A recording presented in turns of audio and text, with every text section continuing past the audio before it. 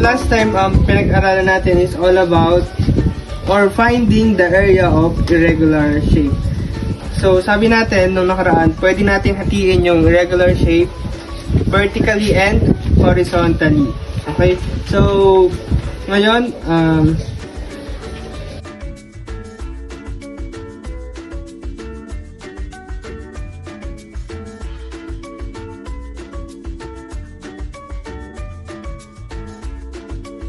so now, try natin ngayong sagutan yung example na nandito. So, sa tingin niyo ano yung cut na gagamitin natin para makuha yung or makabuo ng figure?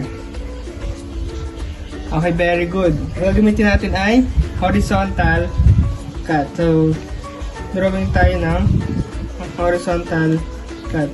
So now, nagawa na ba tayo ng meron na ba tayo na buong figure? Okay, meron na. So, lalabelan natin siya, lalabelan natin bawat figure ng, so, dito is figure X, Y, and figure Z. So, what is the next step? So, next step, meron tayong figure, isasolve na naman, isasolve na natin yung kanilang area. Okay, so una muna natin sa solve is yung figure, area ng figure X. So anong figure ba yung X natin? So siya ay isang rectangle. Okay, so ang gagamitin natin formula ay formula ng rectangle. So try natin i-solve.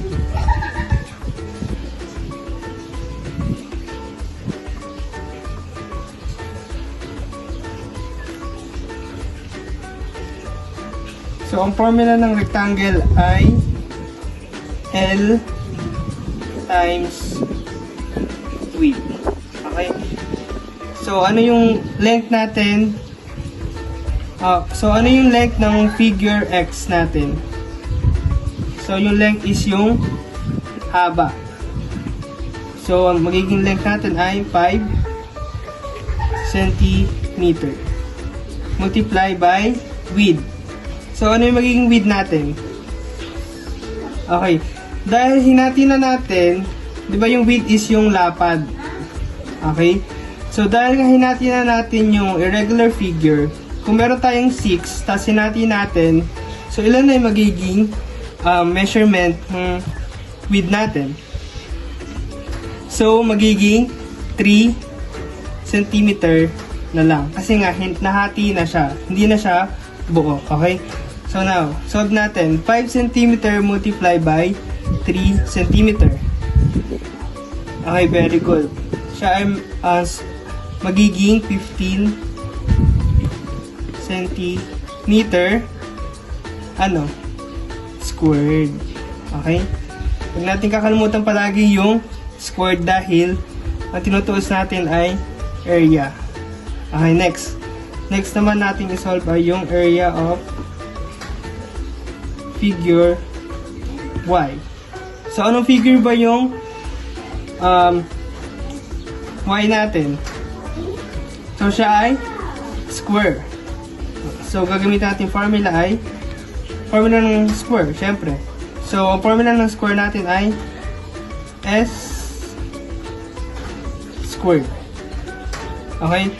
So, substitute natin. So, ang measurement ng figure Y is 4 cm. Okay? So, solve natin. And substitute muna pala. So,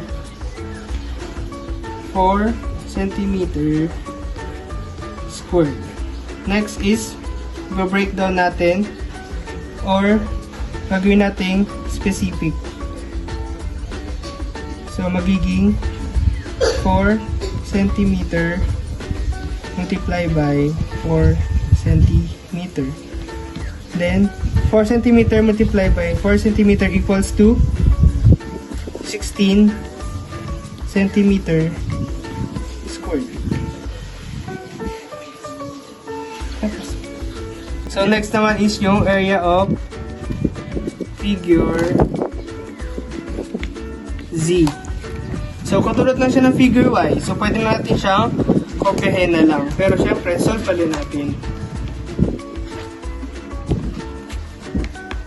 Then, formula ng square is area equals side squared. So, substitute natin yung given. 4 centimeter. Then, break down. Multiply by 4 centimeter equals to 16 centimeter squared. Okay? So, pagkatapos natin makuha yung area ng lahat ng figure, ano yung last step na gagawin natin? Okay, sabi natin dyan, i-add natin lahat yung area ng nakuha nating sagot. Okay, so add natin. So, area equals x plus y plus z. So, substitute natin sa area of x is, meron tayong 15 cm squared plus area of y naman ay 16 cm squared plus sa area of x is 16 cm squared of x, y, and z. So, 15 cm squared plus 16 cm squared plus 16 cm squared. So, ang magiging sagot ay 47 cm squared. Okay? So, ibig sabihin lang yan, ang area ng irregular shape ay 47 squared centimeter.